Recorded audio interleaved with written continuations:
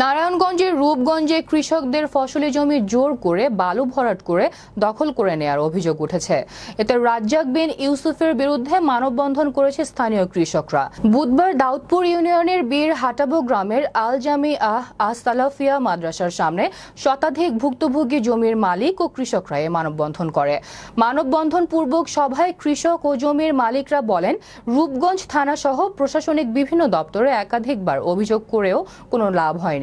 ভুক্তভোগী আব্দুর রহমান জানান, রাজ্জাক বিন ইউসুফ তার 46% জায়গা বিভিন্নভাবে দখল করে বালু ভরাট করে দখল করে নিয়েছে। এ বিষয়ে জমি দখল ও বালু ভরাটের কথা জানতে কথা বলতে চাইলে গণমাধ্যম কর্মীদের রাজ্জাক বিন ইউসুফের প্রতিষ্ঠানে প্রবেশ করতে দেয়া হয়নি। নিরীহ মানুষের জমি জোরপূর্বক দখল করছে, আমাদেরকে জমি হারা করছে। আব্দুর রাজ্জাক বিন ইউসুফ সে একজন আলেম, কিন্তু সে আলেমের তুলনায় যে জঘন্যতম কাজগুলি করছে, সে নিরীহ কৃষকের জমিতে বালু ভরাট করেছে জোরপূর্বক। সে অন্যের জমিতে বাউন্ডারি দিয়েছে, নিরীহ মানুষকে মারপিট করাছে সন্ত্রাসী দিয়ে। 16 লক্ষ টাকা কন্ট্রাক্ট করে এলাকার সন্ত্রাসী দিয়ে জোরপূর্বক রাতের আধারে রমজান মাসে আমরা ঘুমাইতে পারি নাই, আমাদের জমি জোর করে দখল করে নিচ্ছে।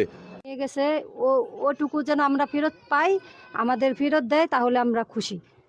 ঠিক আছে। আর উনি এই জায়গায় আসছে, ঠিক আছে, উনি যে আমাদের জমিগুলা আমরা মহিলা মানুষ, আমরা ওইখানে যাইতেই পারি না, আমাদেরকে মারধর করে লাইট নিবাই আমাদের মারছে, আমার বড় বোনকে মারছে মাইরা, তারপরে সন্ত্রাস নিয়ে তারপরে হেরা জমিটা দখল করে নিছে। আমরা বলতে গেলে আমাদের মারধর করে, আমাদের হুমকি দেয়, আমাদের বাড়ি নাকি নিয়ে যাবে।